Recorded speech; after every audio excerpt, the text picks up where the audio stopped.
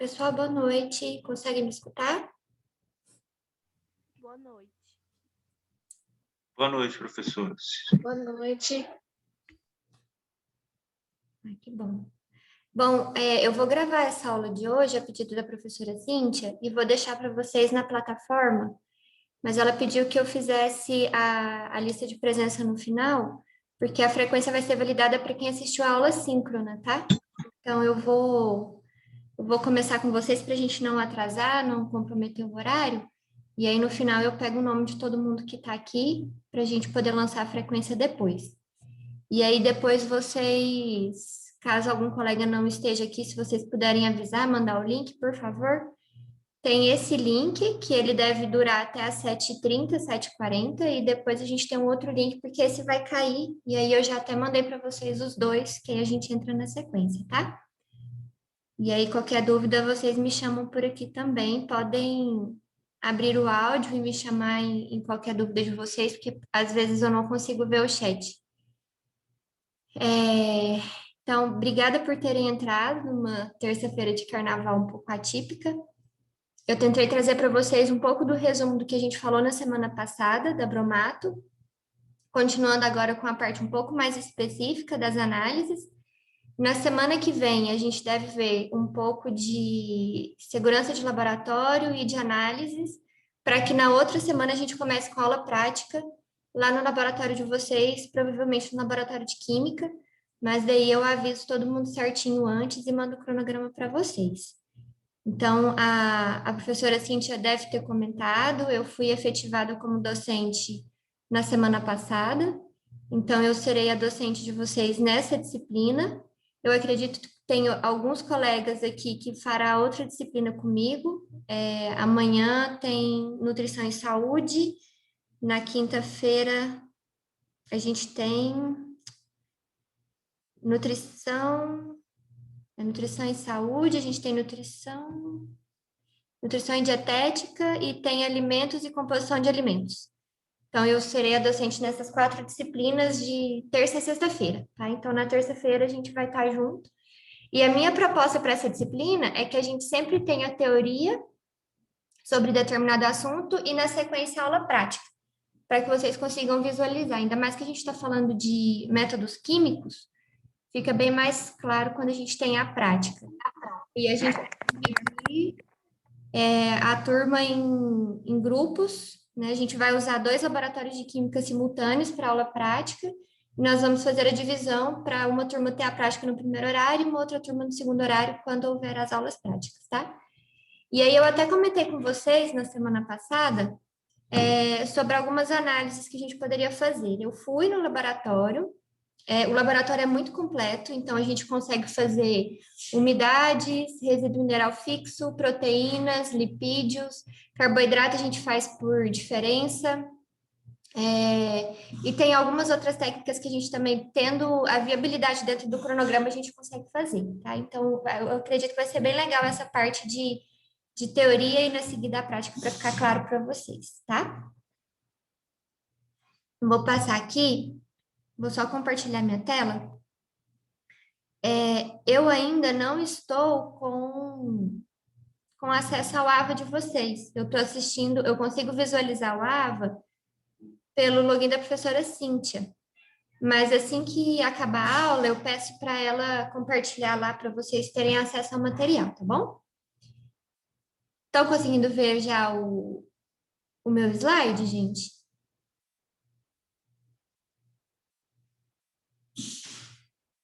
Sim, professora. Obrigada. Vou deixar. Qualquer coisa me chamem, tá? Que agora eu não consigo mais ver o chat de vocês. Podem ficar à vontade de me interromper. Então, como eu falei para vocês, acho que a gente já se conhece um pouco.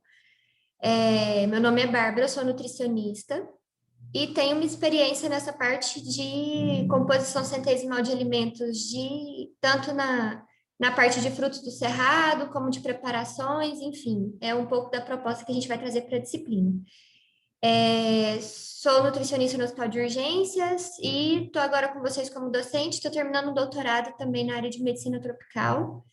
Eu falei até na turma de sexta-feira que a gente fez uma aula presencial Provavelmente terão perguntas que vocês farão e eu não saberei responder, mas eu vou atrás das respostas, né? A gente não sabe de tudo, então fique à vontade para perguntar e eu serei sempre muito sincera com vocês. Aquilo que eu não souber, eu vou atrás e o que eu souber, eu passo a resposta para vocês, mas vocês têm essa porta aberta comigo, é um canal de conversa e de troca sempre muito tranquilo, tá? E aí, assim que a professora Cintia aprovar o planejamento da disciplina que eu montei, que tem o cronograma, à disposição das aulas práticas, eu compartilho com todo mundo lá também pelo Ava. Eu acredito que amanhã ou depois de amanhã eu já tenho acesso, então vai ficar tudo mais fácil, tá bom? Então, na semana passada, quando eu apresentei para vocês o que era bromato, a gente falou de composição centesimal.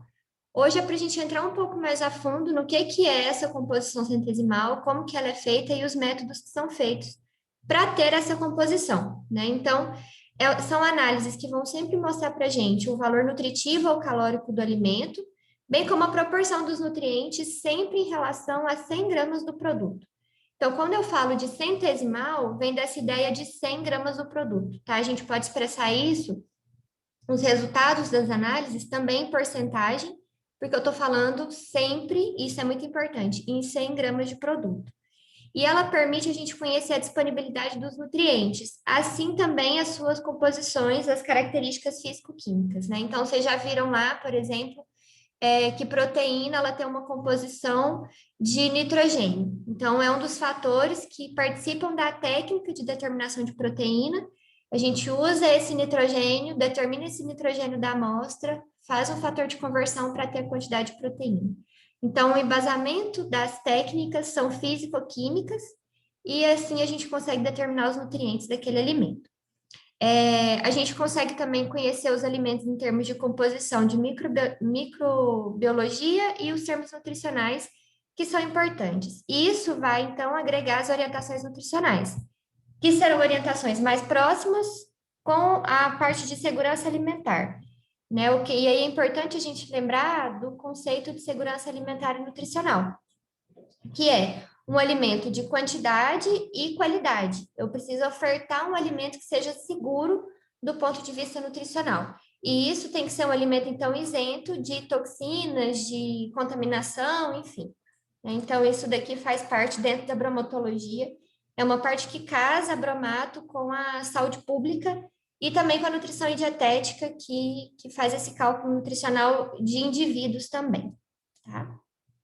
E aqui, essa aula, o objetivo dela é que vocês identifiquem a importância dessa análise centesimal para a saúde do consumidor, interpretar os ensaios usados para análise centesimal, e a gente tem aí os cálculos para definir a composição centesimal dos alimentos.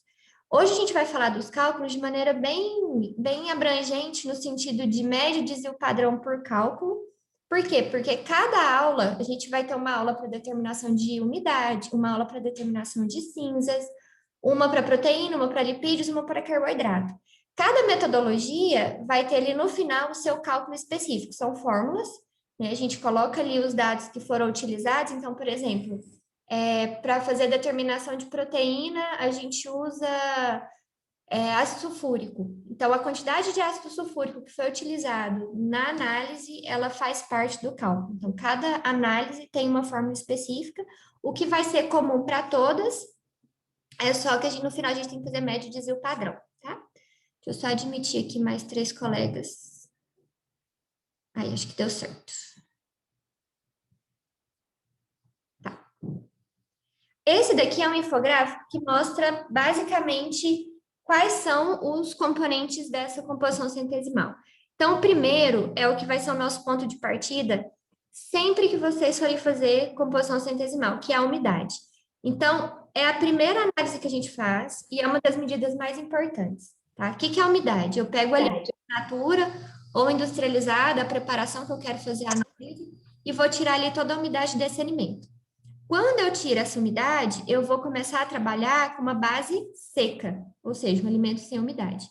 Então, se eu peguei, por exemplo, semana passada a gente estava falando de arroz. Se eu peguei um arroz pronto, uma preparação de arroz branco, polido, cozido pronto, e faço ali, tiro toda a umidade daquele arroz, vai sobrar para mim no cadinho, que é onde eu faço para fazer essa determinação, a base seca, que a gente chama de extrato seco, que é sem a água, tá? Esse é o nosso ponto de partida, é a primeira análise que a gente faz. Depois disso, a gente costuma fazer proteína. E aí, a proteína... Tem mais uma pessoa aqui. A proteína a gente faz com a determinação de nitrogênio da amostra. Então, quando eu vou fazer essa análise de proteína, eu posso usar tanto a amostra de base seca, que é essa amostra que eu já retirei a umidade, quanto uma amostra de base úmida, que é a amostra in natura. Então, por exemplo, eu quero descobrir quanto de proteína tem nesse arroz cozido.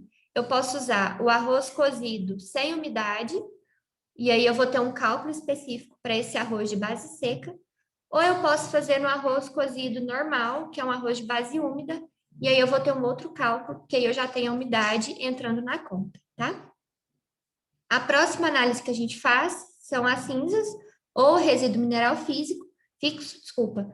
Esse resíduo mineral, ele não vai ser destruído pela queima, tá? Então, a gente faz as cinzas em mufla, então vocês vão ver que é como se fosse um forno extremamente compacto, porque ele chega a 550 graus Celsius. Então, o alimento ele vai ser como incinerado ali, e o que sobra são as cinzas e é o resíduo mineral fixo, que a gente fala, que é para determinação posteriormente de minerais. Tá? Então, quando a gente precisa fazer a determinação de minerais de uma amostra, a gente primeiro precisa extrair as cinzas dessa amostra, e em cima das cinzas a gente vai fazer a determinação de minerais.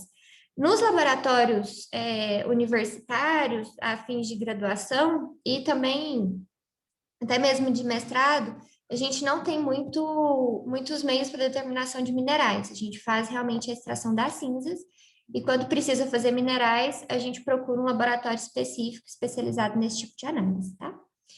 E os lipídios, a gente vai determinar ali os compostos apolares, né? Então, o lipídio, ele é uma substância apolar, ou seja, ele é insolúvel em água. Então, a gente vai determinar esses compostos apolares, ou a gente usa o éter na extração do lipídio, por exemplo. Então, tudo que sobra, eu pego o alimento, eu vou tirar ali toda a parte polar desse alimento. O que sobra é apolar, eu vou fazer a determinação e ter ali a quantidade de extrato etéreo para poder saber a quantidade de lipídio daquela amostra. E os carboidratos, geralmente a gente faz por diferença. Então, eu vou retirar o que é proteína, o que é cinza, o que é umidade, o que é lipídio, e por diferença eu tenho carboidrato.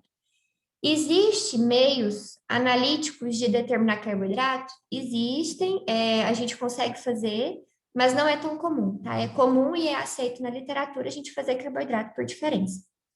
E também as fibras, é uma outra análise que a gente faz, que é aquela fração não metabolizável do carboidrato, né? Que ela vai ser constituída ali por polissacarídeos não digeríveis, como a celulose, hemicelulose, lignina, pectina e as gomas. Então, a análise de fibras também a gente consegue fazer em laboratório. E para que a gente faz isso, né? A gente falou um pouco isso na semana passada, que é nada mais do que determinar a proporção dos nutrientes em um alimento. Então, sempre em relação a 100 gramas do produto.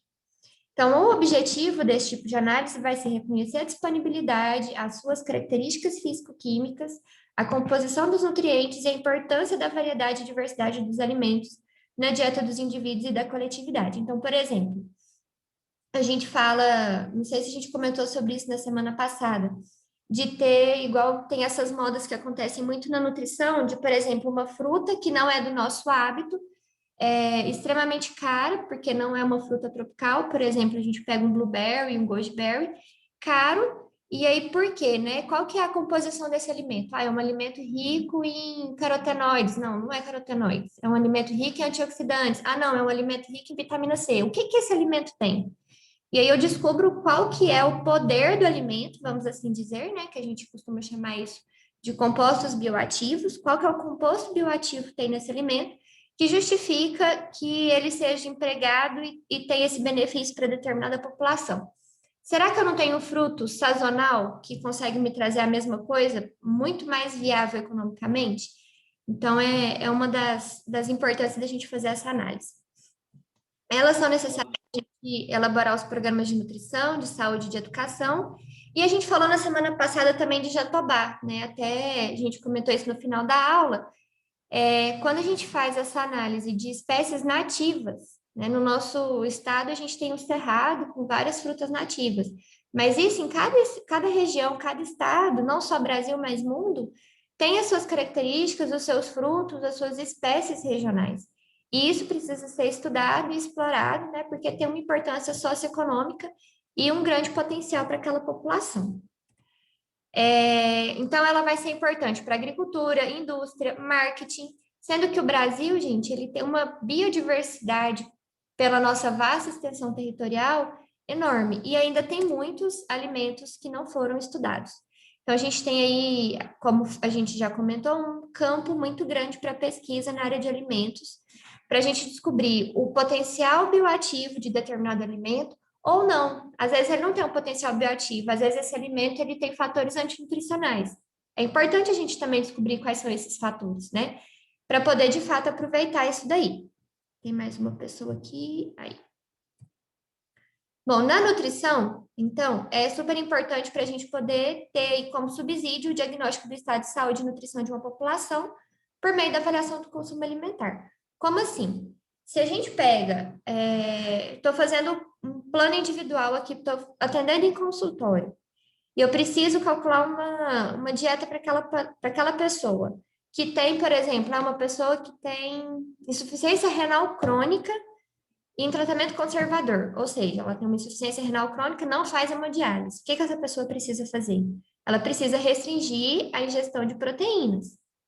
E como que eu vou fazer esse cálculo da ingestão de proteínas? Primeiro, eu vou ter que calcular quanto que ela costuma ingerir.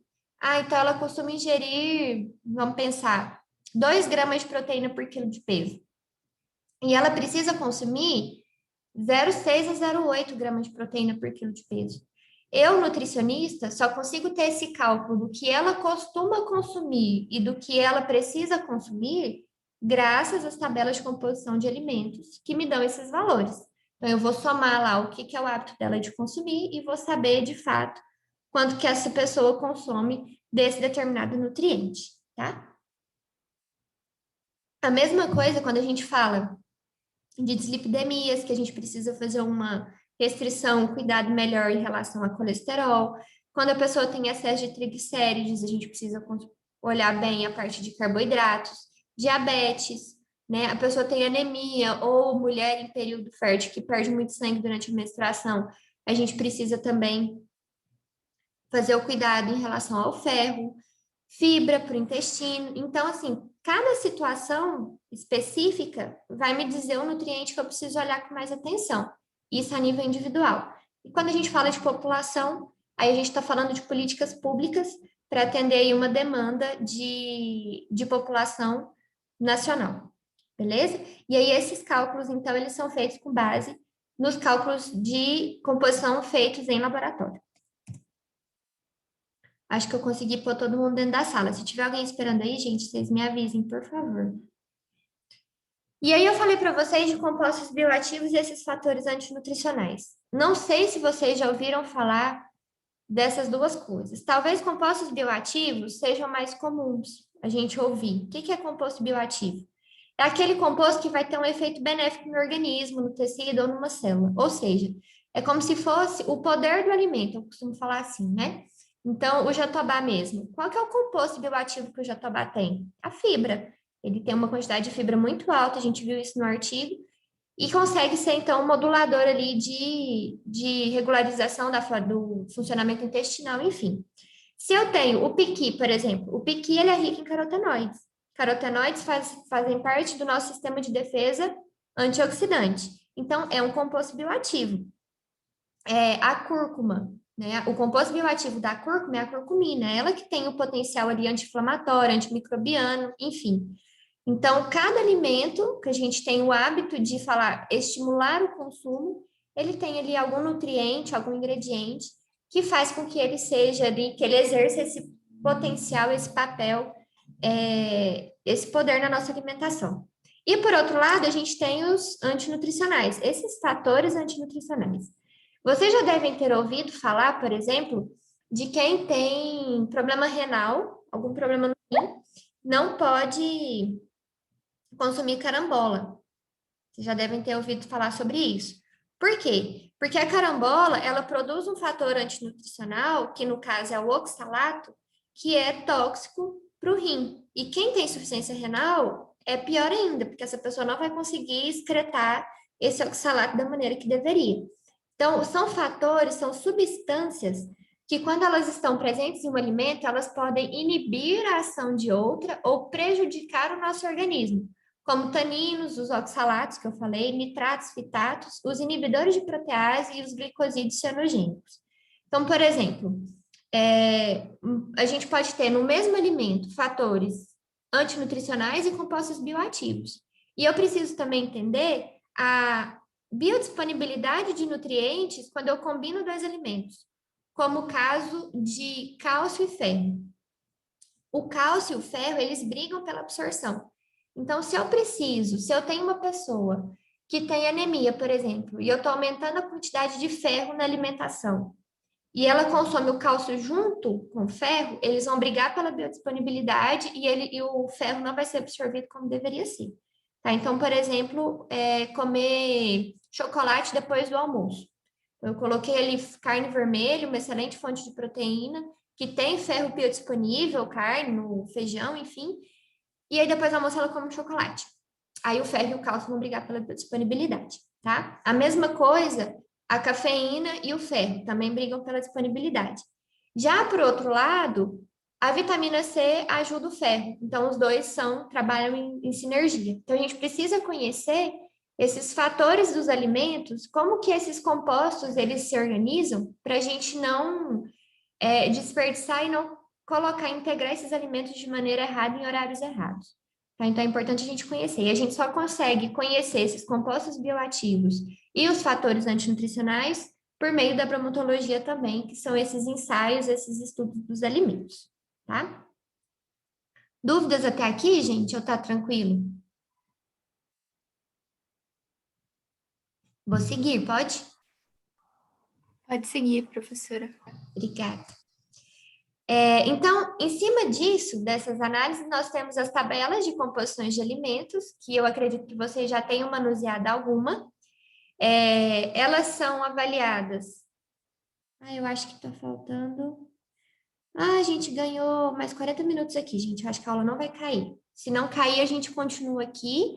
Se cair, a gente vai para outro link, tá? Então, essas tabelas de composições de alimento, elas são compilações de pesquisas que foram realizadas no país, até mesmo fora do país, para determinados alimentos, só que elas não levam em composição as variações da composição do alimento. Então, é aquilo que nós falamos na semana passada. Eu tenho variações na agricultura, de solo, de clima, que vão trazer com que cada alimento tenha ali um teor de nutrientes diferentes. Mas as tabelas, elas não conseguem levar isso em consideração, tá? Então, elas não conseguem, por exemplo, o jatobá da mata tem uma composição, o jatobá do cerrado e o jatobá... Qual que era o outro? Tem o jatobá da mata, do cerrado, e o outro jatobá que me fugiu o nome agora da cabeça. Eles têm composições nutricionais diferentes. São espécies diferentes. Mas a gente não consegue ter isso na tabela de composição de alimentos, a menos que a gente não tenha isso publicado já em artigos científicos, esteja já na literatura, e a tabela incorpore isso de alguma forma, né? O autor da tabela... Jatobá do Tocantins, professor. Do Tocantins, obrigada. E a tabela consiga incorporar isso de alguma forma, tá? Então, quando a gente fala de alimentos da mesma espécie, então eu estou falando, por exemplo, pequi. Estou falando de pequi da mesma espécie. Eu vou ter na tabela de composição de alimentos o pequi. Raramente a gente vai encontrar isso dividido em subespécies, em regionais, tá? É uma das limitações das tabelas. E ela também não consegue precisar os ingredientes adicionados na preparação. Então, é igual, vamos supor, vou aplicar um recordatório de 24 horas no meu paciente. E esse paciente comeu estrogonofe. Provavelmente eu vou encontrar na TACO a quantidade lá de carboidrato, proteína, lipídio, fibra, sódio, energia do estrogonofe. Só que eu não sei a receita que foi utilizada para a TACO. Tá? No final das tabelas, gente, se vocês olharem, a gente pode até olhar isso numa aula prática um dia, vem as receitas. Então, a gente consegue ali ter uma noção da receita que foi utilizada para o preparo. Mas, se essa receita for muito diferente do que é usual da região, o melhor é separar ingredientes. Então, por exemplo, foi feito um estrogonofe que ele tinha mais ou menos 500 gramas de frango, foram 2 latas de creme de leite, uma lata de extrato ou ketchup, enfim. A pessoa te fala a receita como que foi feita. Ok. Quanto do que foi feito você consumiu? Eu consumi metade da metade. Ou não, dava para tirar 10 porções, eu consumi uma porção. Então, em cima disso, a gente pode fazer o cálculo, tá? Então, é importante sempre vocês olharem essas preparações no verso das tabelas de composição, geralmente tem a receita. Se essa receita não for muito parecida com a usual ou com o que a pessoa tenha feito, aí é assim que a gente faz. A gente monta a preparação da pessoa, calcula aquela preparação. Em cima do cálculo da preparação, eu vou dividir a porção da pessoa e aí eu consigo jogar no recordatório de volta. É mais trabalhoso? É mais trabalhoso, só que é mais fidedigno, tá? E aí a gente precisa tomar cuidado, porque essas análises de composição de alimento, as tabelas de composição de alimento, elas vão servir para vocês de subsídio, tanto para fazer diagnóstico de consumo alimentar, quanto para fazer planejamento. Então, eu tenho um indivíduo aqui, eu vou tanto olhar para trás o que ele consumiu, e aqui eu vou chegar no diagnóstico, numa proposta de tratamento, e eu vou calcular o que vai vir para frente. Então, se o dado da tabela ele não for confiável, eu vou ter um diagnóstico equivocado e um tratamento que não vai ser assertivo. Então, a gente tem 4 principais tabelas que são utilizadas no nosso país. A primeira é a TACO. A TACO é uma das que mais tem alimentos, principalmente in natura. A gente usa ela bastante. A da Tucunduva, ela é atualizada, se eu não me engano, anualmente. Ela atualiza com grande frequência essa tabela. Então, é uma tabela que vale a pena a gente usar também. A tabela do IBGE, ela também tem, essa daqui ela tem bastante preparação também. No final, vem com as receitas certinho. E tem essa de Guilherme Franco, que é a tabela de composição química de alimentos. Bárbara, qual que é a melhor tabela? Gente, as mais utilizadas é TACO, Tucunduva e a do IBGE. Só que vocês precisam sempre ter esse leque de tabelas na mão. Por quê? Porque às vezes não tem uma, tem outra, tá? Elas se complementam. Se eu não me engano, a TACO ou é a do IBGE, elas custavam menos de R$ 20. Eu não sei hoje qual o valor delas. A gente pode até olhar se não tem disponível para fazer download, alguma coisa assim. Mas não são tabelas caras, porque elas são fininhas. E quem for trabalhar com isso, com a parte de nutrição clínica e cálculo de recordatório, enfim, planejamento de dieta, vai sempre precisar. Quando a gente está na graduação, a gente não usa programa para cálculo de dieta, tá? Vocês vão fazer, acho que vocês ainda não fizeram a disciplina de nutrição e dietética, inclusive é a disciplina que eu ministro na quinta-feira. É uma disciplina que a gente aprende a calcular dieta, lista de equivalentes e tudo mais. Só que a gente tem que aprender a fazer na mão, sem programa, tá? E aí existem inúmeros programas hoje no mercado que já vêm com as tabelas já todas compiladas, então você joga o alimento lá, ela automaticamente te dá um cálculo em cima da grama, tá? Mas na graduação a gente tem que aprender a fazer na mão, até mesmo para entender de onde vêm os valores, e caso você forme e não tenha à sua disposição um programa, você vai saber fazer também, sem depender de um software. Então, não é tão viável vocês adquirirem todas as tabelas, né, durante a graduação, até porque a gente tem isso na biblioteca, vocês podem usar, e aí provavelmente quando vocês concluírem o curso, vocês vão ter isso tudo já dentro de um programa, enfim, ou já vão comprar que vocês mais se identificam, com que vocês achem mais completas e se familiarizem melhor, tá? Eu acho que eu tenho em casa a do IBGE, se eu tiver eu levo para vocês verem, que a gente usa. E aí ela vem sempre em tabelas em folha paisagem, e ali vem todas as fileirinhas assim com os componentes alimentares, nutricionais, e aí a gente tem que fazer regra de 3, porque o que está lá é para 100 gramas, né? Lembra que eu falei para vocês, então vem sempre lá em 100 gramas, aí você tem que fazer a regrinha de 3, converter na unidade que a pessoa consome, ou que você quer calcular, e pronto. Aí tem outra coisa, a gente calcula recordatório alimentar em cima de medida caseira.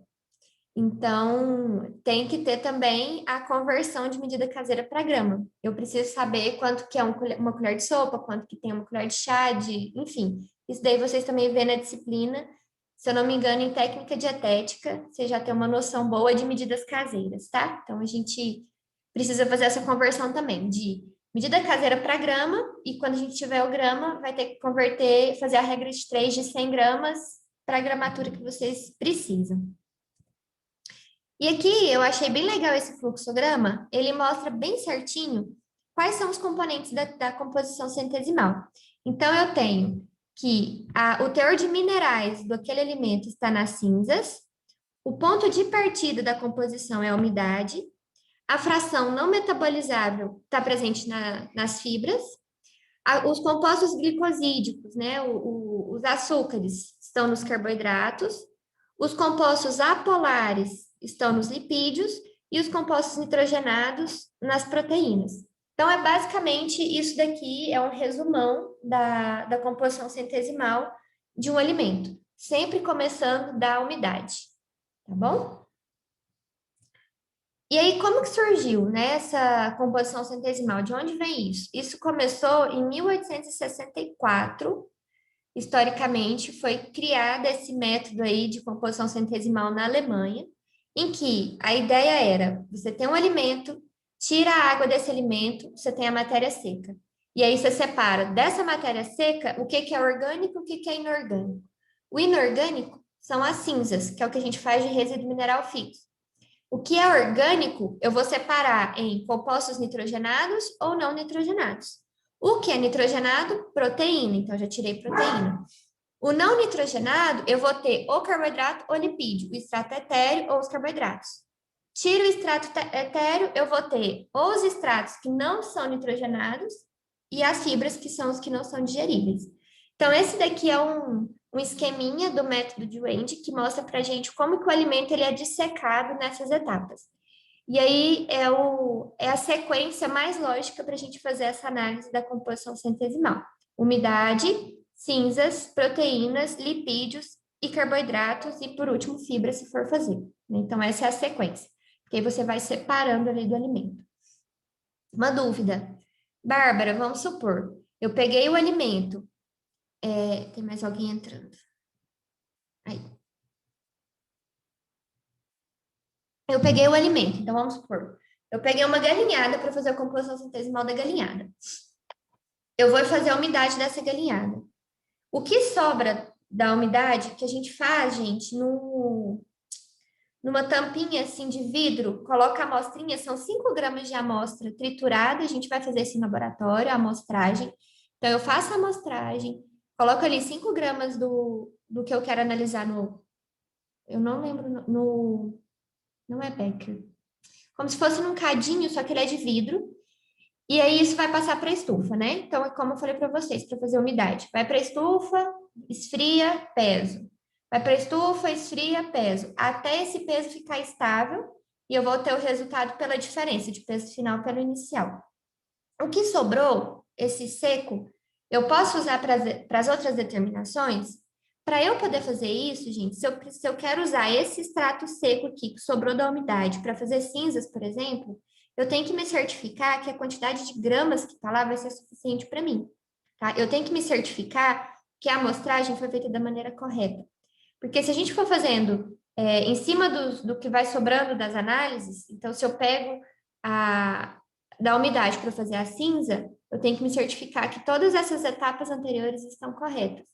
Vocês vão ver isso em laboratório, que é extremamente uma etapa dependente da outra.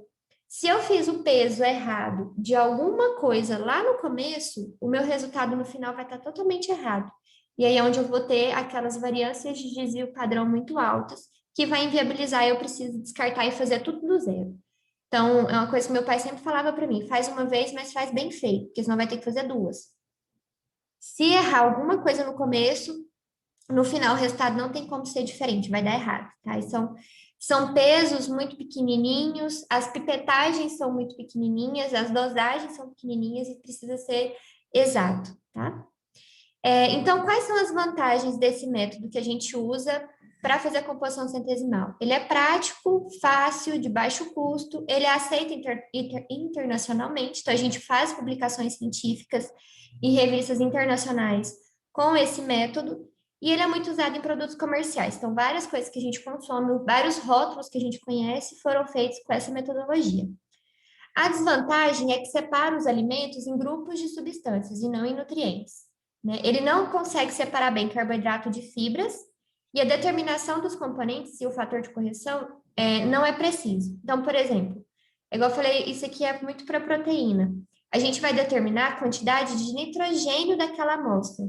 E em cima disso, eu vou multiplicar por um fator de correção que é pré-determinado. Então, quando a gente fala de proteína animal, eu vou usar um fator de correção de 6,25, que já está na literatura. Por quê? Porque já tem estudos, já tem análises prévias que mostram que proteínas de origem animal tem nitrogênio, né, com esse fator de correção de 6,25 para eu converter em proteína. Então, isso não é muito preciso por amostra. Então, são algumas desvantagens. Mas, no geral, os resultados são muito fiéis, são muito fidedignos, a gente consegue utilizar. Então, é um método utilizado ainda até hoje.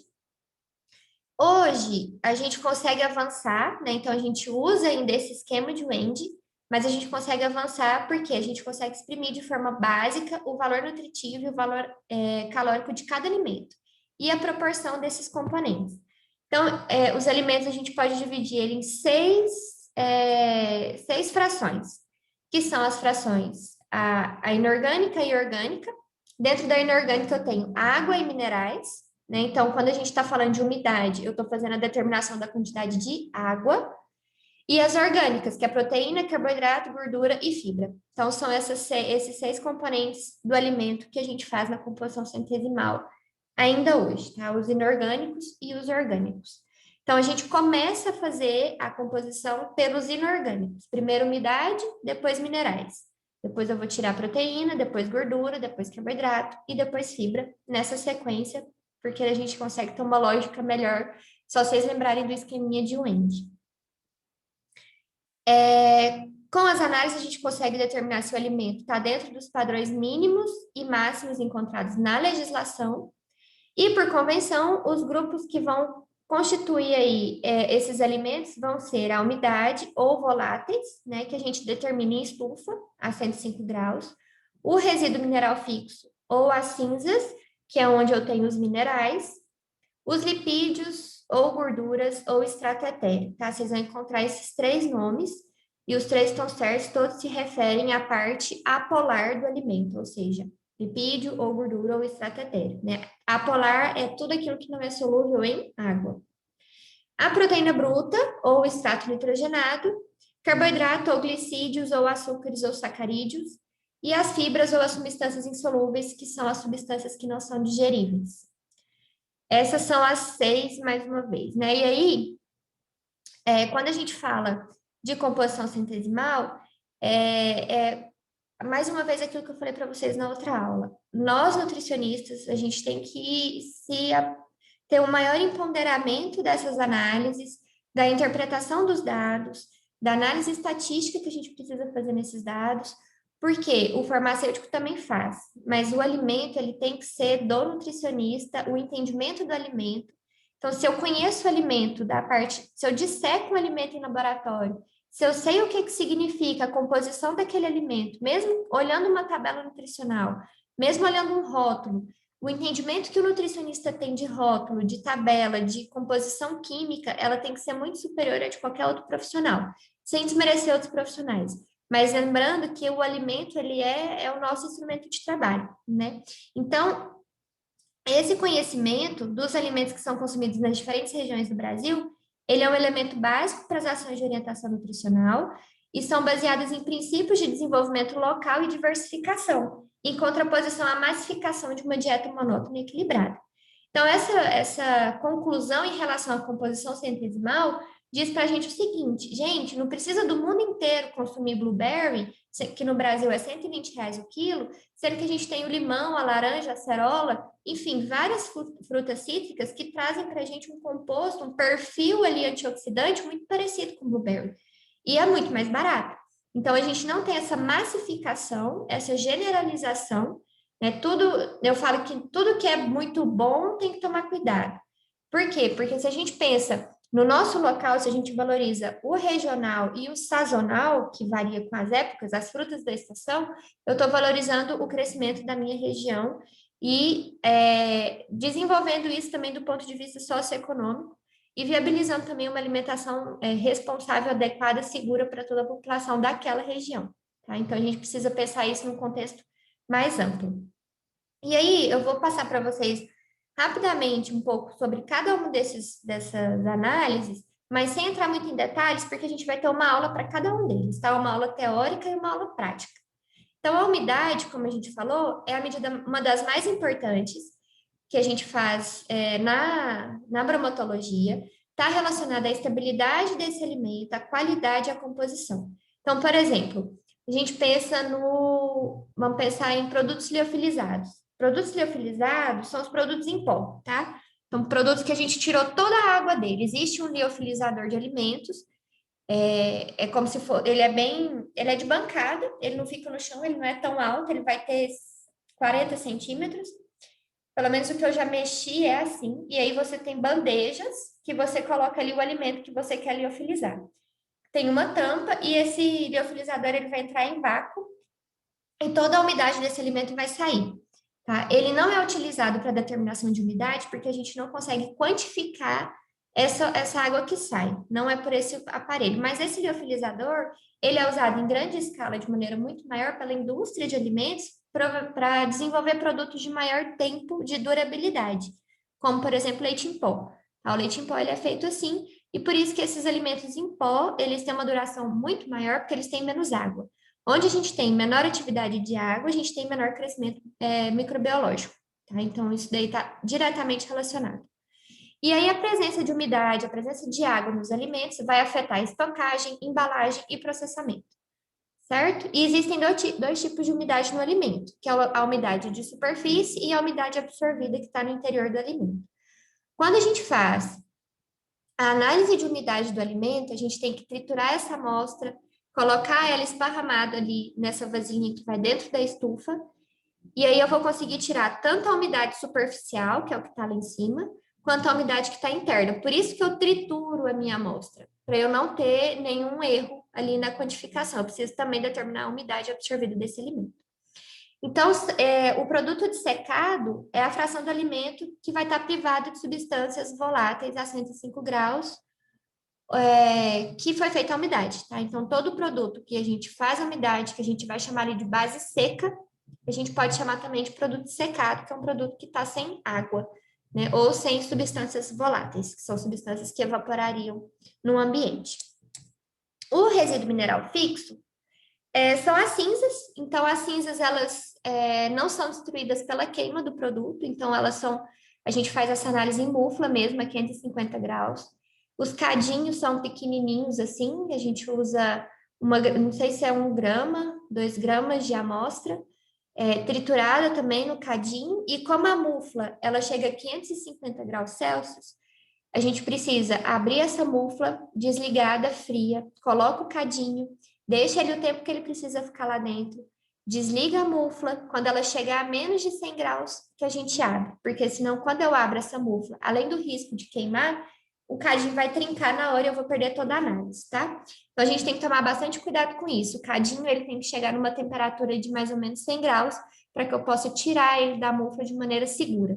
E a gente usa umas pinças bem grandes, assim, mais ou menos de 30 centímetros, para tirar esse cadinho lá de dentro. Porque é um forninho mesmo, só que bem fundo, e a gente precisa tomar muito cuidado para não queimar.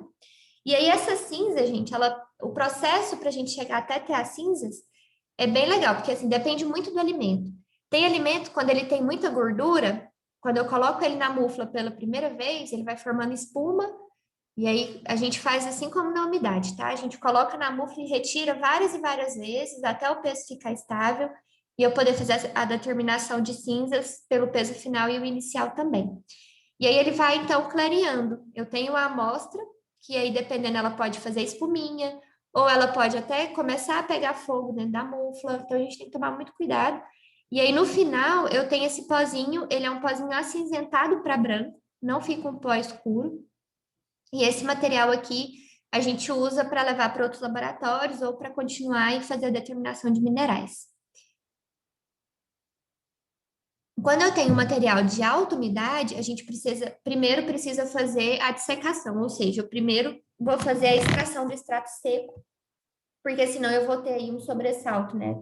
Pode borbulhar tanto, essa temperatura muito quente, essa amostra borbulha até derramar do cadinho. Aí eu perdi a amostra, eu perdi a análise, eu tenho que começar do começo. Então, se for muito úmido, a gente faz primeiro umidade e trabalha com extrato seco na determinação do resíduo mineral fixo, tá? O teor de cinzas vai variar de 0,1 a 15%, vai depender muito do alimento. Então, tem alimento que é riquíssimo em minerais, já outros não. Então, vai variar de 1 para 1. Não tem uma regra certinha.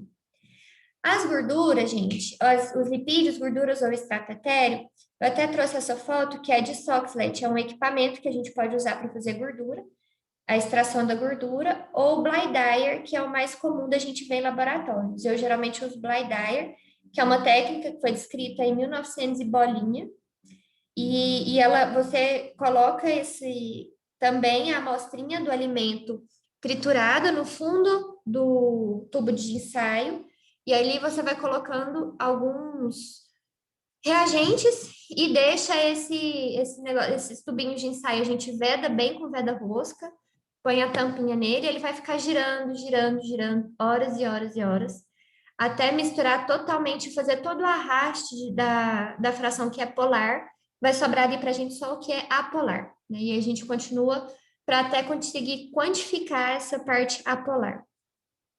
Quando a gente coloca o solvente que foi destilado e ele não vai ter mais gordura, aí eu sei que eu tirei tudo que era apolar daquele produto, tá? Então, tem algumas técnicas para a gente saber se realmente a análise foi concluída ou não, mas a gente precisa, o mais importante é entender o princípio da análise. Se eu estou retirando tudo que é polar, se eu estou tirando todo o óleo, vamos pensar assim, o que sobra de cá não pode ter nada, né? Então, a gente consegue fazer esses testes de análises.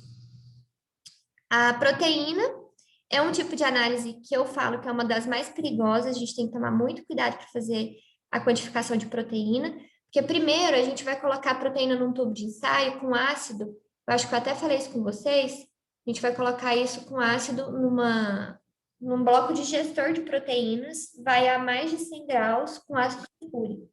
Depois que fez a digestão dessa proteína, a gente vai usar esse destilador aqui, que é esse aparelho que eu coloquei a foto. Então, eu vou transferir o que está no tubo de ensaio aqui para um Becker, Erlenmeyer, esse aqui, desculpa, gente. Transfiro para Erlenmeyer. E aqui, ó, ele é até todo protegido. A maioria dos equipamentos que a gente vê, eles são protegidos aqui na frente, porque eu vou misturar ácido e um composto básico a alta temperatura, para depois fazer a titulação e aí chegar no cálculo da quantidade de nitrogênio que tem nessa amostra e depois converter para 6,25, tá? Falando assim fica um pouco confuso, mas durante a aula vocês vão entender melhor na prática para que faz cada etapa e o resultado final. Então é aquilo que eu falei para vocês. Durante a análise é muito difícil a gente saber se está dando certo, porque a gente precisa fazer as contas no final. E é muito comum não dar certo, tá? A gente precisa repetir. Acontece muito em laboratório, infelizmente, as pessoas umas sabotarem o experimento das outras. Tá? Já aconteceu. Então, por exemplo, quando a gente vai falar de segurança de laboratório. Então, eu tenho meus tubos de ensaio, que eu fiz a digestão das proteínas, eu vou deixar eles de um dia para o outro para esfriar, para eu poder manusear e continuar essa análise amanhã. E aí alguém, ou até mesmo alguma coisa cai do teto, enfim, cai do armário e cai dentro desse tubo de ensaio. Comprometeu toda a minha análise, eu posso jogar fora e começar do começo, tá? Então, é muito importante. As técnicas de segurança que a gente adota dentro de laboratório, elas são para garantir a segurança do processo e que os dados sejam reais e fidedignos até o final, até a gente ter lá no final média, desvio padrão, tudo dentro do aceitável. E aí, os carboidratos, a gente vai pegar, então, e fazer por cálculo. O que é importante quando a gente faz carboidrato por cálculo? Se eu estou fazendo a diferença, então, eu tenho 100 gramas do produto. Em 100 gramas do produto, eu tenho que ter umidade, proteína, lipídio e carboidrato. e as cinzas, o resíduo mineral fixo. Se eu errei alguma dessas análises, o carboidrato vai ficar errado, tá? Então, é muito importante a gente tomar cuidado disso. E aí, os açúcares, eles já têm uma faixa de variação aí para os alimentos de 0 a 75%. Vai depender do alimento, claro, que a gente está fazendo, tá? Então, aqui é uma tabela de composição de alimentos, só para a gente entender um pouco como que funciona. Eu tenho umidade, cinza, lipídio, proteína e carboidrato. Na disciplina, vocês vão conseguir fazer uma tabela dessa daqui para um determinado alimento, né? A gente pode fazer para um alimento por grupo, ou a gente vai fazendo aí por vários alimentos durante uma aula, a gente consegue construir essas tabelinhas aí bem tranquilo, é bem legal de fazer. E comparar também. Então, eu posso comparar, igual eles fizeram aqui, leite A, B, C, queijo Minas com mussarela, com parmesão, para saber qual que tem mais gordura, né? É totalmente viável a gente fazer isso. E aqui, ó, eles usaram o fator de conversão do nitrogênio em 6,38, né? O usual, eu já usei muito 6,25 quando eu estou falando de amostra de origem animal. Eu fiz para fezes de camundongo uma vez, para determinar a quantidade de proteína que tinha. Agora aqui eles usaram 6,38. Não é certo nem errado, tá, gente? São só fatores de conversão diferentes que tem na literatura também. Tem uma tabelinha de fatores de conversão, que vai depender da sua amostra. Bom, ainda que a bromatologia consiga identificar a composição nutricional dos alimentos, a escolha dos métodos é muito importante. Não adianta eu usar um método que não se aplica para determinado fim, né?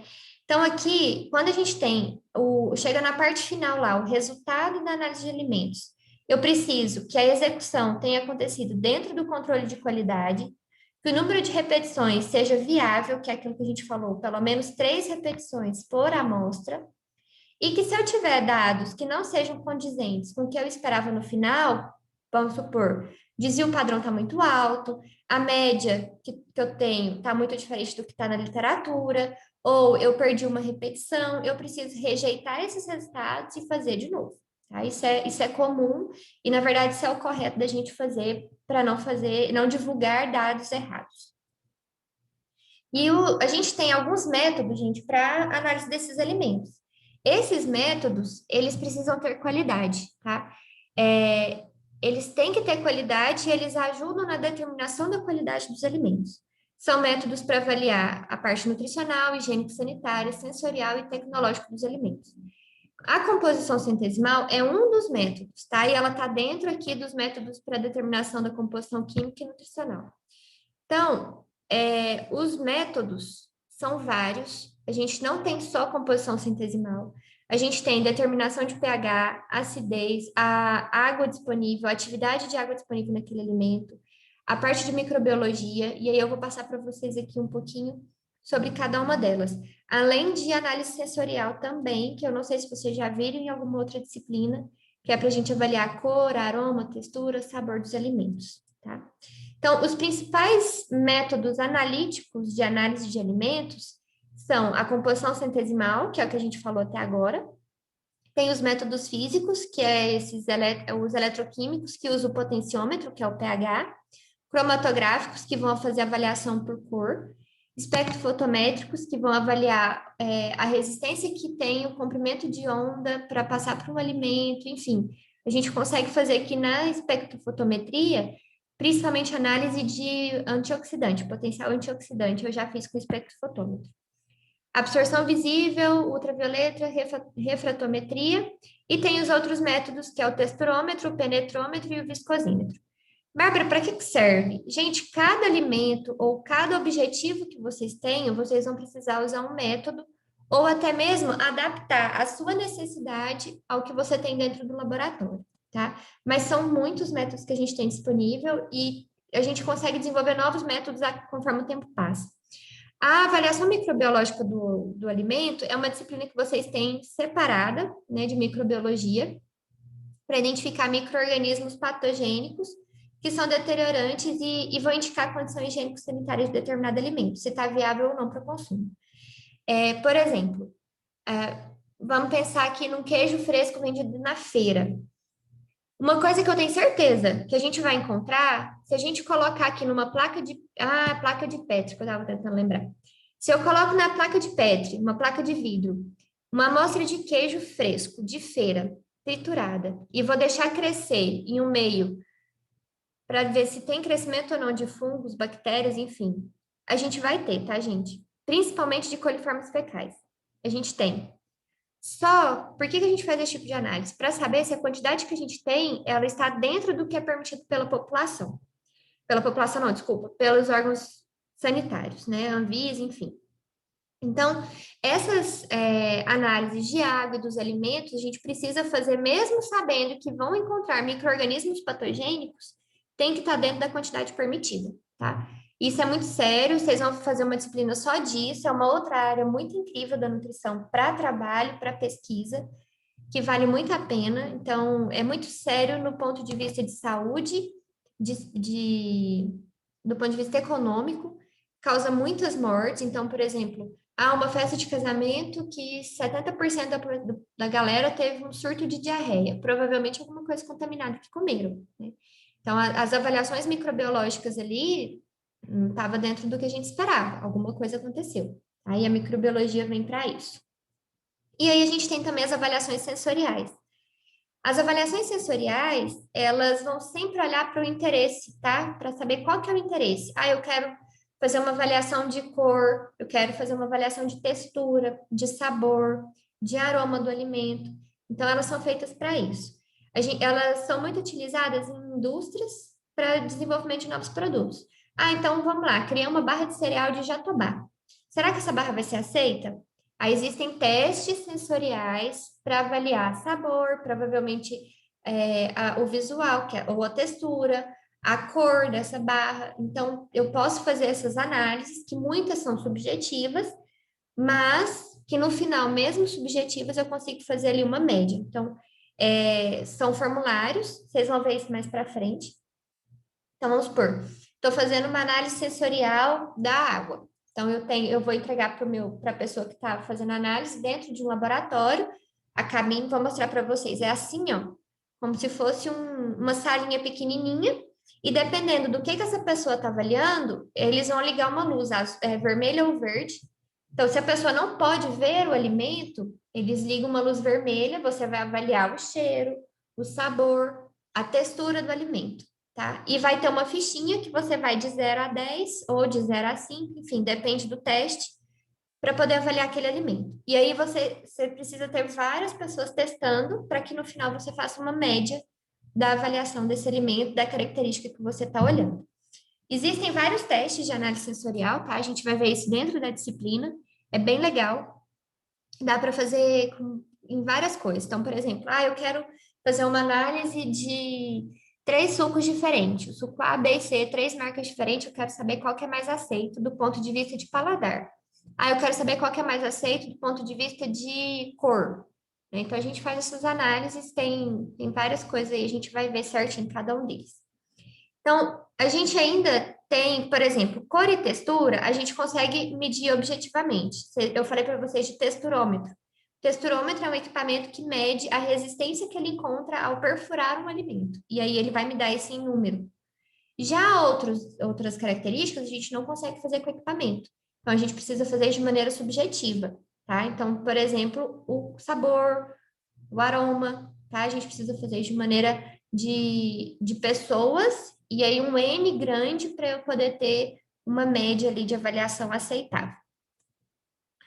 Então, como eu falei para vocês, os alimentos, a gente tem vários tipos de análise, vai depender do alimento. Então, por exemplo, para carne e produtos carnes, eu posso fazer análise de pH, aditivos, corantes, nitritos, pesticidas, hormônios, antibióticos, antioxidantes artificiais. Faz uma reação que é chamada reação de Eber para gás sulfídrico e amônia, que é para determinar se esse alimento foi adulterado, tá? Ovos e produtos de ovos. Aí a gente costuma fazer essa reação de Krebs, pH, densidade, análise eletroforética das proteínas. Então, para cada alimento, existe uma série de análises feitas, principalmente para determinar a qualidade e para detectar a adulteração, se esse alimento teve ou não teve adulteração. Então, esses testes que são mais voltados Para isso, eu coloquei aqui para vocês nessa tabelinha, e a gente tem aí a composição centesimal, que ela é mais voltada para fazer a dissecação do alimento, né? Para a gente determinar ali a parte química desse alimento. O método que a gente vai escolher para fazer a análise do alimento, ele precisa ser específico, ter exatidão, precisão e sensibilidade. O que é especificidade? É a capacidade dele medir o que eu quero saber. Ah, então vamos lá. Eu quero fazer uma análise para, sei lá, água. Eu vou fazer a análise de umidade, mas eu vou usar a mufla. Vou colocar esse alimento numa mufla 550 graus Celsius. Gente, eu não vou conseguir determinar a umidade. Eu vou pegar o alimento e vou transformar ele em cinzas.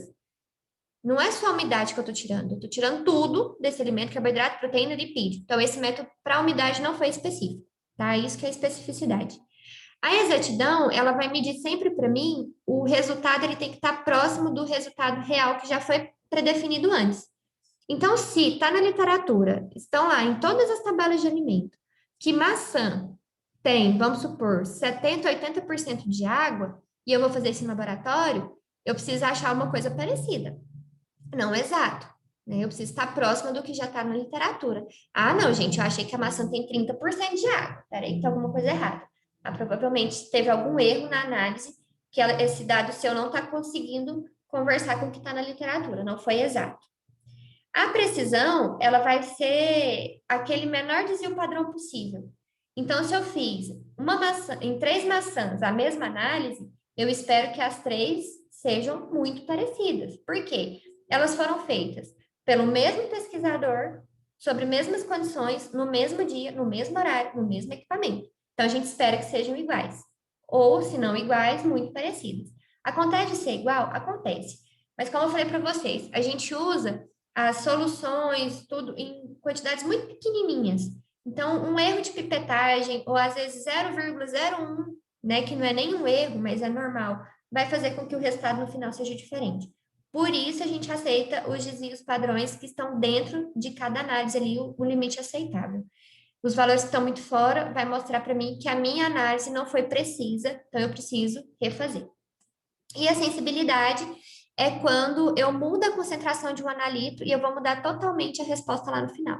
Então, por exemplo, análise de proteína, que eu uso o ácido sulfúrico que eu falei para vocês. Eu uso X de ácido sulfúrico, que está descrito na metodologia, está lá no protocolo, que é assim que faz. Se eu coloco o dobro desse ácido sulfúrico, a minha resposta no final tem que ser diferente. Senão eu estou tendo alguma coisa errada ali. Esse analítico que eu estou usando, o ácido sulfúrico que eu estou usando, ele não está certo. Ou ele está muito diluído, ele está vencido, alguma coisa aconteceu. Então, essa sensibilidade... Desculpa, gente. Essa sensibilidade a gente precisa também confiar nela, tá? E aí a gente tem organizações internacionais que já desenvolveram esses métodos. Então, para nós hoje, é muito fácil, a gente pega o método pronto, descrito, a gente pega uma receita de bolo e faz, tá? O que a gente mais usa, gente, são as análises da OAC. Por quê? Porque ele tem ali uma análise de todos os tipos que eu preciso para fazer em um alimento. Então, é muito completo. Os métodos que eles têm são extremamente completos, validados na literatura internacional e aceitos. E aí a gente tem outros órgãos que fizeram métodos para determinados alimentos. Então, para cereais e subprodutos, a gente tem esse outro órgão, para óleos e gorduras, outro, para leite, outro, e para água e resíduos gasosos, outro. Então, a OAC é o que dá para a gente o mais geral. Se for alguma coisa específica dentro desses 4 aqui, que também já determinaram, que já é oficial, a gente pode usar também, tá? E aí, uma coisa que a gente precisa sempre lembrar é que os laboratórios que fazem essas análises, então, por exemplo, a gente vai fazer essas análises de composição centesimal no laboratório de química lá da faculdade.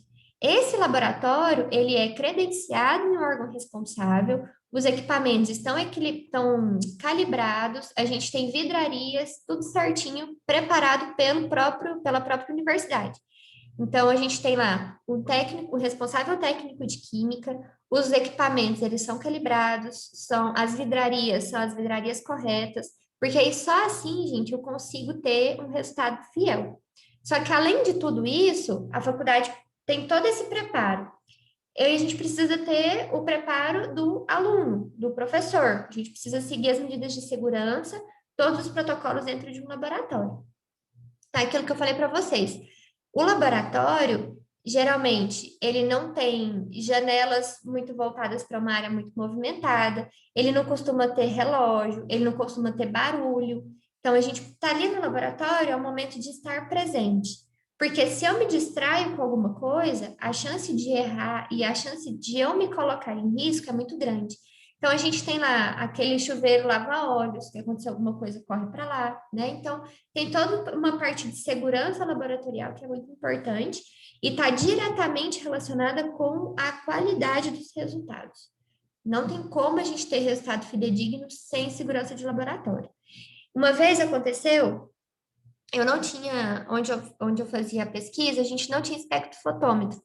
E eu precisava do equipamento para fazer a determinação de potencial antioxidante do fruto que eu estava avaliando. E eu fui usar um laboratório emprestado de uma outra faculdade. Então, eu estava na faculdade de nutrição da UFG, fui usar da faculdade de farmácia. Só que o laboratório, eles tinham um funcionamento diferente, né? Não era o que eu estava habituada na nutrição.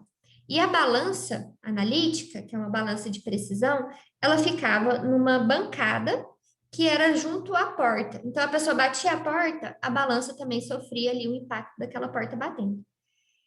E aí, o que acontece?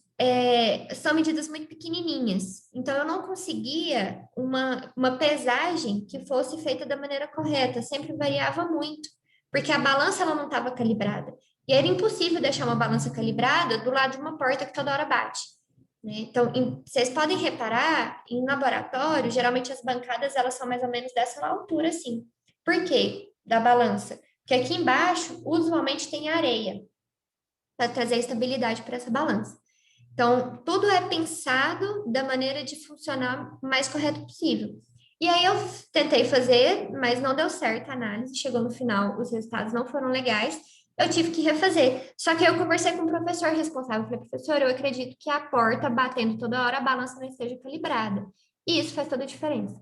Então, a gente conseguiu mudar essa balança de lugar, calibrar essa balança, e aí a gente fez de novo, né? Então, é importante isso, pensar o que será que foi que deu errado? E aí, será que eu consigo corrigir para eu fazer e realmente ter um resultado certinho? Então, a gente tem os métodos oficiais de análise, a gente tem o laboratório dentro do que está pela regulamentação, e aí a gente precisa fazer a nossa parte para que tudo aconteça da maneira correta.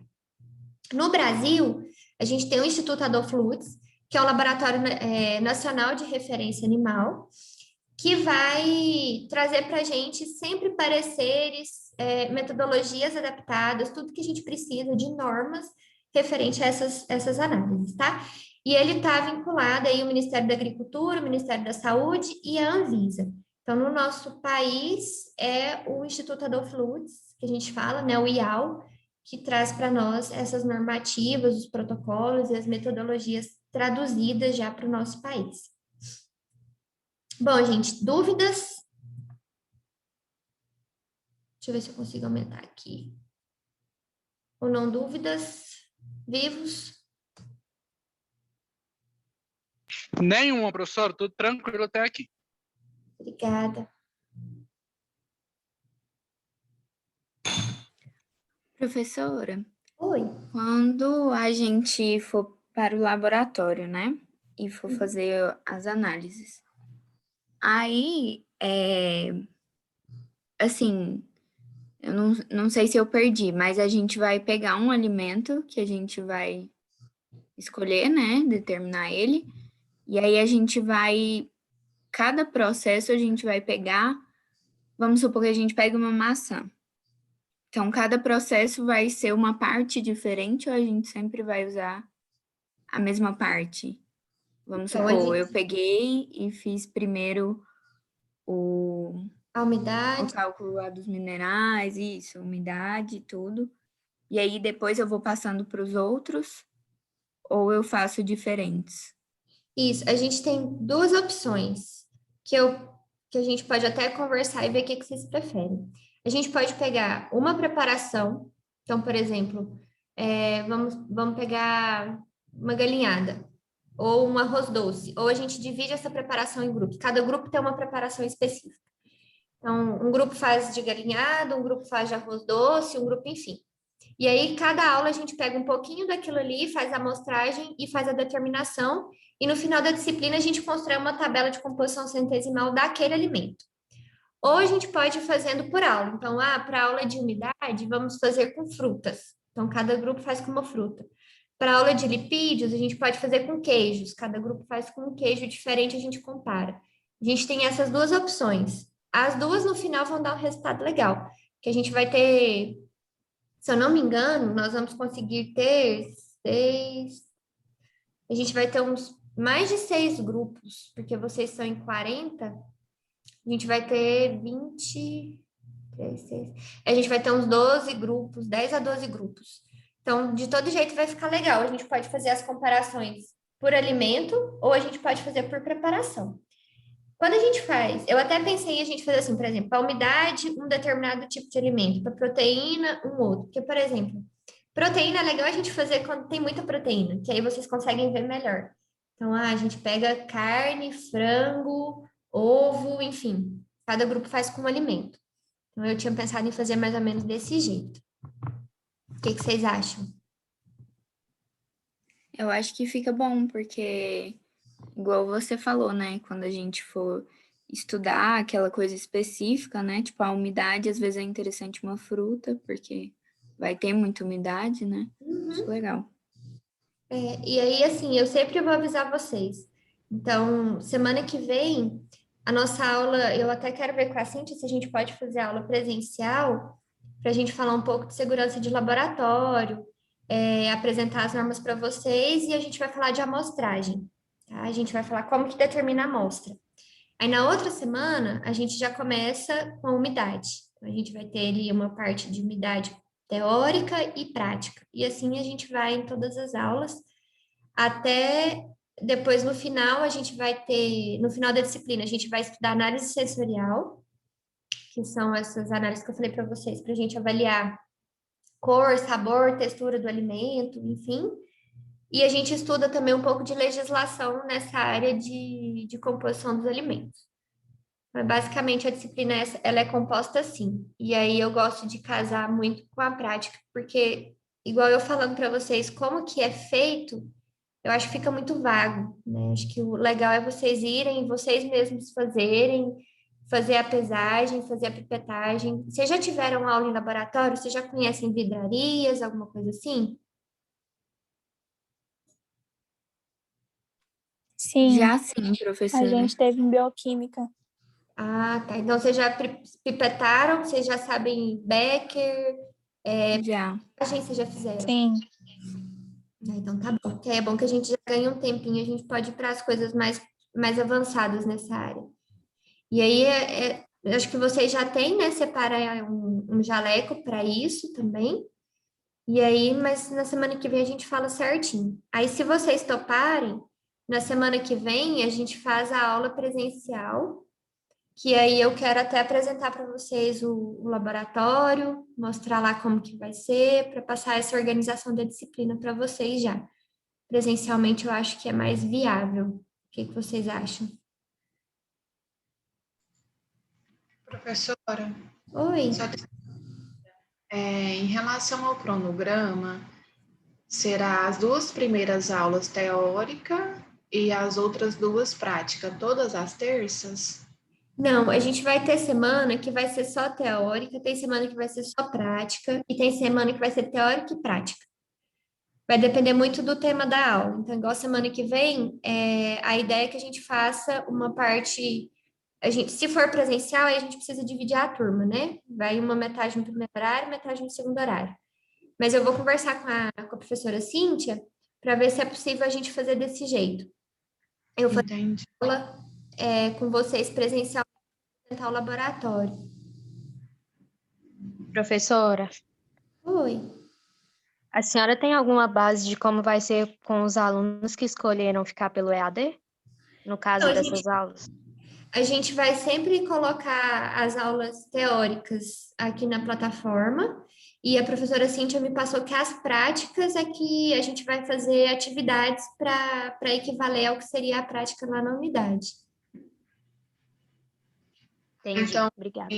a EAD não precisa participar, mas pode escolher se quiser Então, participar. Eu vou desse dia da conversar com a Cíntia, Pamela, porque ela havia me passado que as práticas seriam obrigatoriamente presencial. Ela me passou também isso. Aí eu não sei se tem alguns alunos que têm casos específicos e que já estão comprovados que não podem ir até a unidade. É algo nesse sentido que ela me passou. Uhum. Mas eu vou conversar com ela e aviso vocês. Eu ou ela fala com vocês certinho sobre isso, tá? Certinho. Que eu ainda sou novata, ainda estou meio perdida com essas questões. Mas eu vou procurar saber e aviso vocês.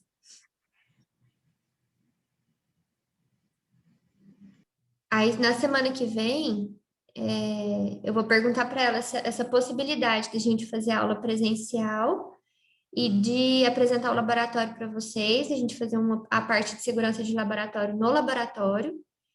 E aí eu aviso vocês de todo caso de antemão pelo Natanael, que é o representante, tá? Pode ser, gente? Sim, senhora, professora. Sim.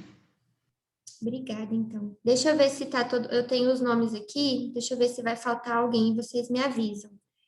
Ana Clara, Anderson, Isabelle. Presente. Ana Clara, Falou o quê? a Ana Clara falou comigo?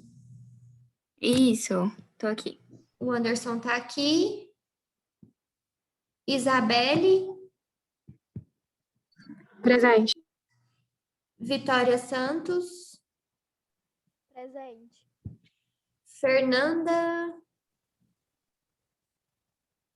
Presente. Mica... A Fernandes? Fernandes, aham.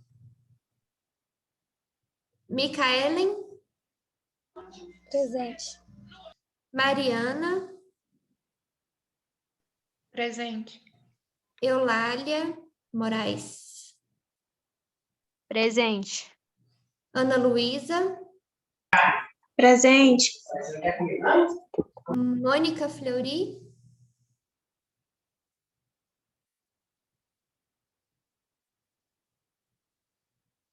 oi, Mônica, obrigada, vi aqui. Valéria Diniz, Professora, eu vou falar presente aqui, porque meu celular está em 2%, viu? tá Vai bom, descarregar. obrigada. A Mônica está presente. Beleza. Valéria tá aí, gente? Valéria Diniz? Acho que não. Marcela. Ah, Valéria, obrigada. Marcela também. Pamela falou comigo, né, Pamela? Sim, estou aqui. Samara. Presente. Júlia. Presente, professora. Aline Ferreira. Presente.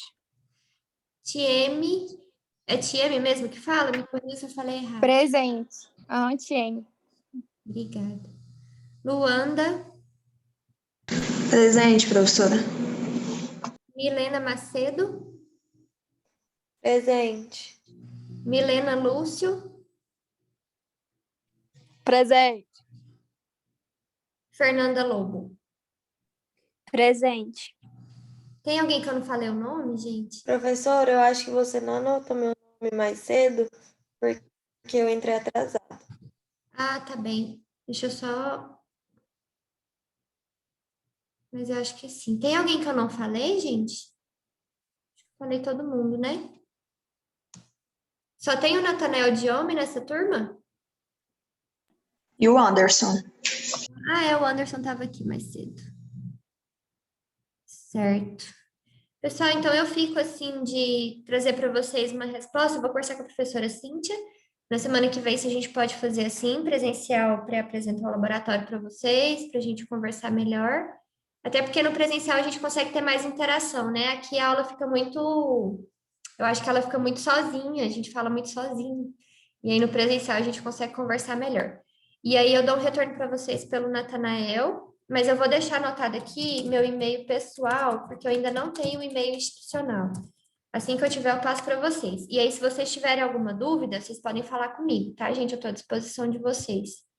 E vou subir essa aula lá no AVA de vocês, beleza? Obrigada pela companhia numa terça-feira. Qualquer coisa eu estou à disposição, tá, gente? Acho que tem meus Obrigada, professora. cachorros deram um tchau aqui também. Tchau, tchau, gente.